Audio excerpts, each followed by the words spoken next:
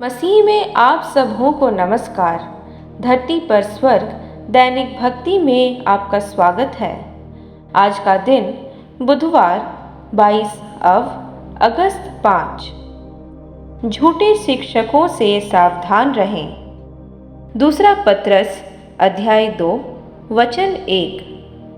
परंतु उन दिनों में लोगों में झूठे भविष्यद्वक्ता भी थे, वैसे ही तुम में भी झूठे शिक्षक रहेंगे, जो चुपके से विधर्मी सिद्धांतों, विनाशकारी पाखंडों को लाएंगे, यहाँ तक कि उस स्वामी का भी खंडन करेंगे जिसने उन्हें मोल लिया था, और अपने आप पर शीघ्र विनाश लाएंगे।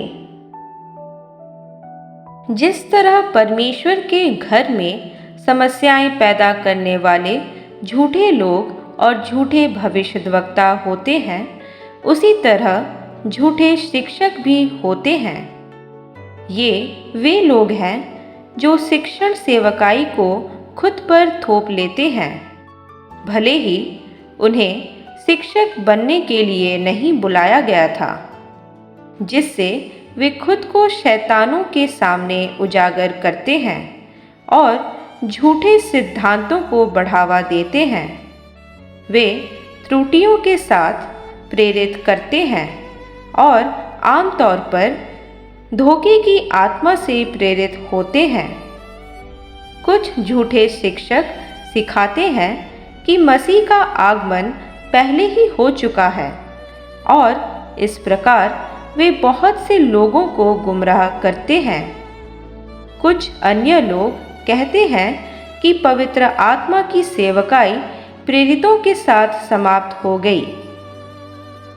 कुछ स्वप्न व्याख्याओं के साथ आते हैं, लोगों को बताते हैं कि सोने के विभिन्न स्थितियों उनके सपनों को कैसे प्रभावित करते हैं, और सपनों में खाने के प्रभावों को सिखाते हैं। कुछ यहाँ तक चले जाते हैं कि आपको बताते हैं कि आपका कोई रिश्तेदार ही आपकी जीवन की समस्याओं के लिए जिम्मेदार है, और रिश्तेदारों के बीच दुश्मनी पैदा करते हैं। फिर भी बाइबल कहती है कि हम मांस और लहू से नहीं लड़ते। इफिसियों अध्याय 6 वचन 12। लेकिन अफसोस की बात है कि कुछ लोग ऐसी झूठी शिक्षाओं से धोखा खा चुके हैं। यह तुरंत राजा यीशु के शब्दों को याद दिलाता है, जब उन्होंने कहा, तुम भूल में हो, क्योंकि ना तो पवित्र शास्त्र को और न परमेश्वर की सामर्थ को जानते हो। मत्ती अध्याय 22 वचन 29। वचन को स्वयं जाने, और कोई भी आपको धोखा नहीं देगा। पवित्र शास्त्र के अध्ययन करने को अपने जीवन में प्राथमिकता बनाएं। पवित्र आत्मा आपके हृदय को परमेश्वर के सत्य और उनकी इच्छा के लिए खोलता है, और आप सब बातों को परख सकते हैं। पहला थिस्सलुनीकियों अध्याय 5 वचन 21। हर आत्मा को जांच सकते हैं। पहला यूहन्ना अध्याय 4 वचन 1। और सत्य के वचन को सही ढंग से बांट सकते हैं। दूसरा तीमुथियुस अध्याय 2 वचन 15। अब इस भविष्यवाणी की घोषणा को मेरे पीछे दोहराएं। अब्बा, आपके वचन के लिए धन्यवाद, जिसके द्वारा मैं जीवन में अपना रास्ता तय करता हूँ। मैं आपकी आत्मा के प्रति समर्पित हूँ, जो असीमित क्षमताओं और अनंत संभावनाओं के जीवन का मेरा आश्वासन है। मुझे धोखा नहीं दिया जा सकता। मैं अपने जीवन के लिए आपकी नियति को पूरा कर रहा हूँ,